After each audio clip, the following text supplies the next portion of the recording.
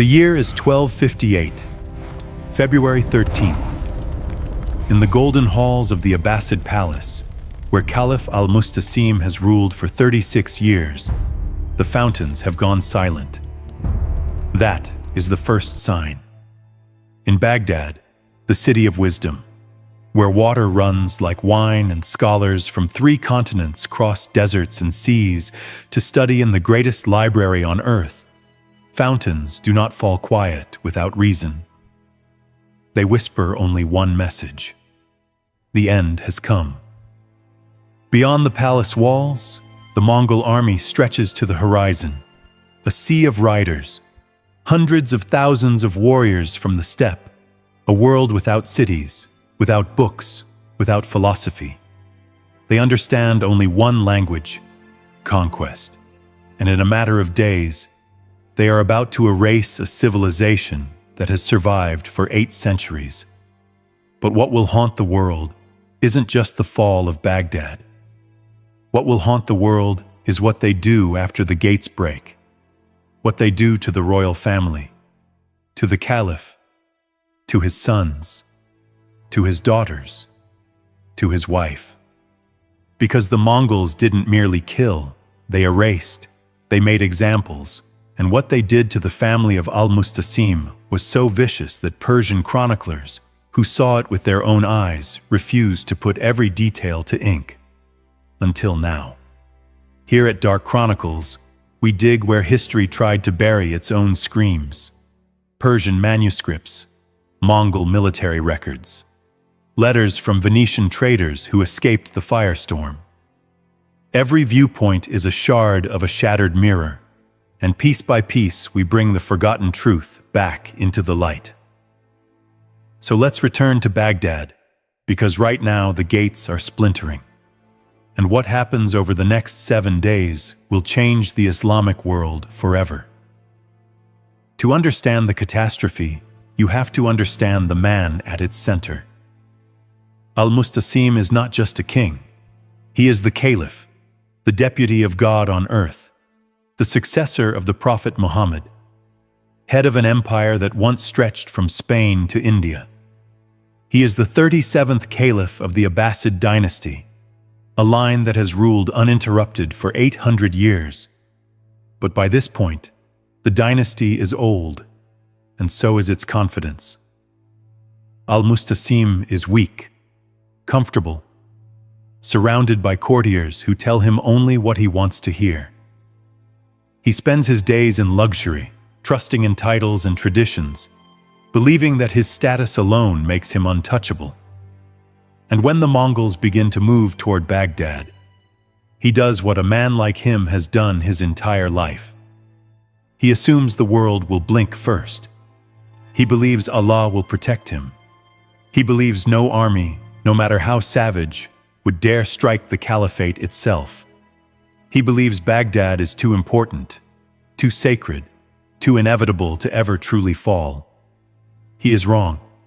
The Mongols are led by Hulagu Khan, grandson of Genghis Khan, and by the time they reach the outskirts of Baghdad, they are no longer an army. They are a storm. They have already destroyed more than 40 cities across Persia. They've crushed armies 10 times their size. They've built mountains of skulls as warnings. They've turned rivers red as signatures. Now they stand before the richest city on earth, and Hulagu sends al-Mustasim a letter. The Persian historian Atta Malik Juvaini, who traveled with the Mongol army, preserves its words. The meaning is simple, brutal, unmistakable. Surrender, and you will be spared. Resist, and your city will become dust. Your palaces will burn. Your family will suffer.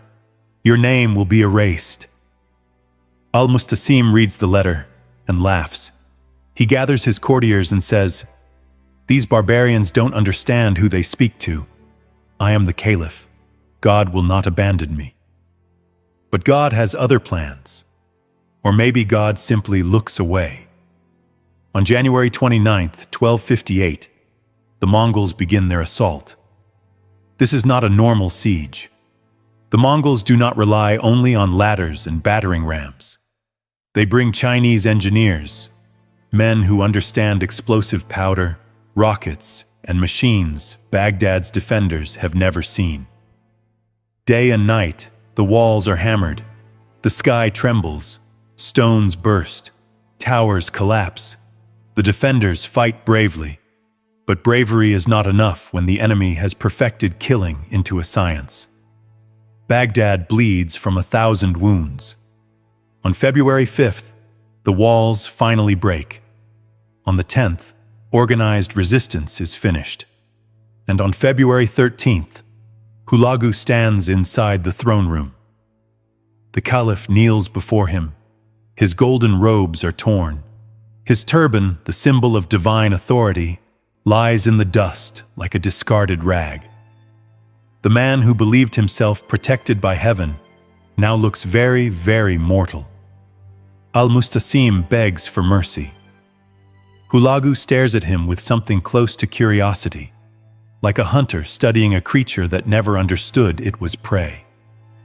Later, the historian Rashid al-Din describes the scene. Hulagu asks coldly, "Where is your God now?" The Caliph cannot answer. His lips move as if in prayer, but no sound comes. Whether he is praying or broken beyond speech, no one knows. Hulagu laughs. Then he says, "You loved gold. Let us see if gold will feed you." And what happens next becomes one of the most infamous moments in history. The Mongols drag the entire treasury of the caliphate into the throne room. Mountains of wealth, centuries of tribute and conquest piled into glittering heaps. Gold, silver, jewels, relics, the concentrated heartbeat of an empire. They lay it before Al-Mustasim, and they force him to eat it. Gold shoved into his mouth, silver coins ground between his teeth. The room fills with laughter as his teeth crack, as his throat burns, as his body rebels against the metal being driven into him. When he refuses, they beat him until he obeys. This goes on for hours. The Caliph is not allowed to faint, not allowed to die. Not yet. By the time they stop, his stomach is swollen and ruined, but the torture is only the doorway. Because Hulagu has ordered the royal family brought in, Al-Mustasim has 3 sons and 4 daughters, and the first to be dragged forward is the eldest daughter, Princess Fatima. She is 27 years old, famous across the Islamic world for her beauty and her mind. She studied philosophy, speaks 5 languages, wrote poetry read in courts from Cairo to Damascus. A woman raised on the belief that knowledge could save the world. Now she is forced to her knees before her father. Mongol tradition, recorded in their own secret history, demands special treatment for high-born captives. But special doesn't mean mercy. It means public humiliation. Hulagu orders her robes removed. She refuses, so the soldiers rip them away. Rashid al-Din, even writing years later, cannot bring himself to describe everything. He leaves only a chilling line. What happened to her happened before her father's eyes, and when it was over, she was no longer alive. Other accounts are clearer. A Venetian merchant, Marco Polo the Elder, not the famous traveler, but a relative who passed through Baghdad, later writes what survivors whispered to him. Fatima is violated by multiple men, one after another, while her father is forced to watch. When she dies, her body is thrown to the dogs outside the palace. Pause there for a second. A woman called Princess, a poet, a scholar, reduced to a trophy of cruelty for conquerors who see a library as kindling and refinement as weakness, and her father, the most powerful man in the Islamic world, sitting helpless, watching, unable to lift a hand. But the night is not over, not even close. Because after Fatima, Hulagu calls in the sons, and the Caliph knows what comes next. He just doesn't know how long he'll be forced to endure it. The three sons of al-Mustasim are brought in next. They are young, too young to understand that history has already slammed the door behind them. The eldest, Prince Mubarak, is 23. The middle son, Prince Ahmed, is 21. The youngest, Prince Ali, is 14, still half a child, dragged forward into a room that smells of blood and broken stone. Hulagu looks at them the way a butcher looks at livestock, measuring, deciding, already knowing the outcome. He asks them the same question he asked their father. Where is your God now? For a heartbeat, the princes hesitate. Their world has collapsed so fast it doesn't feel real. Yesterday, they were heirs to the Abbasid Empire. Today, they stand chained in a throne room that belongs to someone else. Prince Mubarak steps forward. Maybe it's courage. Maybe it's pride. Maybe it's the last spark of a life built on certainty. He says, Allah will punish you for this. Hulagu nods slowly, like a teacher acknowledging a student's answer. Then he gives a quiet command. There is a Mongol rule, documented by Juvaini and other chroniclers, that royal blood must not be spilled openly. Whether it's respect, superstition, or fear of a curse, they believe that letting royal blood soak into the earth brings misfortune. So they kill kings without shedding blood. And for these three princes, Hulagu chooses one of their oldest methods, the method of the carpet.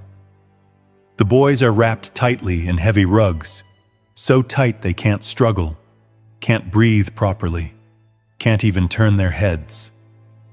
Their voices, muffled inside the wool, rise into terrified, pleading cries. Then the carpets are laid flat on the palace floor, and the Mongol horsemen ride over them, again and again and again. The sound, Rashid al-Din writes, is like wood breaking. Not a clean snap, something uglier. Bones shattering under hooves, flesh crushed into the marble. The cries grow thinner, then less human, then vanish. The Caliph sits frozen. He does not scream. He does not leap forward. He does not beg. Not because he doesn't want to, because there is nothing left in him that still believes begging matters. His sons are dead. And Hulagu isn't finished. There are still 3 daughters remaining. The oldest of them, Princess Zainab, is 25. The second, Princess Khadija, is 20. The youngest, Princess Aisha, is 12, small enough that her bracelets still slip down her wrists like she's playing dress-up in an adult world. For these girls, Hulagu decides bloodless death is too simple. Mongol practice, recorded in multiple sources, often spares high-born women from execution, but not from fate. They are taken as spoils, not for common soldiers, but for generals and nobles. Living trophies, walking reminders that the Mongols own not just your land, but your future. Zainab and Khadija are seized first. They are handed over to Mongol commanders like gifts, like rewards for loyal service. They are dragged out of Baghdad, out into the endless steppe, thousands of miles from the gardens and libraries of their childhood. They will live in felt tents among people who do not speak Arabic, who do not read, who do not build cities. Their names will be hard for their captors to pronounce, and so those names will soon disappear. A Mongol document discovered centuries later in the archives of Ulaanbaatar briefly mentions 2 Arab women of high birth given to the general Kitbuka after Baghdad's conquest. And then, nothing. No record after that, no graves, no poems, no family line. They don't die in ink. They just stop existing, but little Aisha is not given away. Hulagu keeps her for himself, not as a concubine, but as proof, as a symbol that even the Caliph's bloodline can be bent into Mongol shape. He forces her into Mongol clothing, forces her to speak Mongolian, forces her to abandon her name. A Persian chronicler, writing decades later, tells of meeting an elderly woman in Tabriz who claimed to be Aisha. She is 80 by then, with a back as curved as a bow and an accent that breaks her Arabic into strange, foreign pieces. She barely remembers Baghdad, but she remembers the night her family died. She remembers Hulagu leaning down to her and whispering something so soft only she could hear. "You are the last."